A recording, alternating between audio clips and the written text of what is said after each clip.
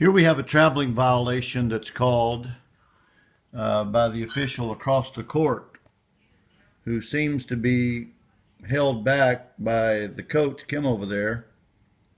She's got her whistle out of her mouth, must be talking to her. And that's a no-no, folks. We should never be doing that. Coaches can't be distracting us. The trail official here is in good position to see this play here. I'm going to back it up a little bit. I'm going to show it to you in real speed first, and let's see if you see a traveling violation. Brown took this extra step. Took an extra step, according to the announcer. You know, all these obvious travelings we've been getting on these videos, the ones that are out in the wide open in front of God and everybody. And then this one I've had to replay several times to see if I can find a traveling violation. And the official furthers from the play, comes up with a traveling violation. And she's still engaged over there in conversation without the whistle in her mouth. And that's a distraction. That should not be going on. But now the big girl gets the ball here, and you will notice she does travel before she starts her dribble, as she starts her dribble. But there's no whistle on that. And after that, I really having trouble seeing a traveling violation even in slow motion.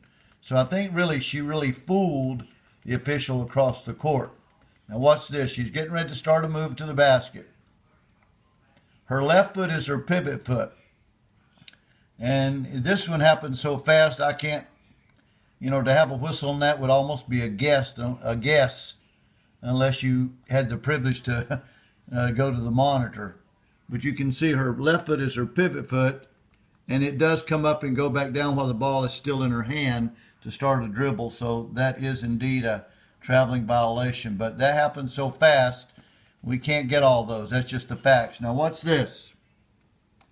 She's going to end the dribble as she's jumping. So still no traveling violation. I mean, we can't microdot it here in fast speed. So if everything else is wrong, but this is right, and this is what I'm convinced that we have, is that her right foot is her pivot foot. We now know that is what everybody at this point is ruling to be. Her right foot is indeed her pivot foot. Why? Because the left one is off the floor and she's holding the ball. We got really good coverage on this side. Now she's going to make the spin move, a legal spin move, pivoting very well on the foot. The left foot comes down. Now if that right one comes down, we got traveling. She does a great job of not having the right foot come down before the ball is released. And here we have a traveling violation ruled all the way across the court with no whistle on from these two officials here who are monitoring the play. They should certainly discuss that in the post-game conference. But here's a traveling violation that nobody can see in slow motion, but we can't get those that are so obvious in the middle of the court.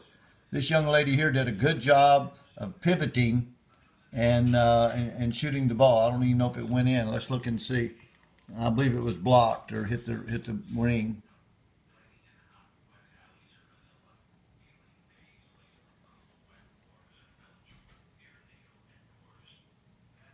I guess coach should have been distracting her just a little bit longer over there.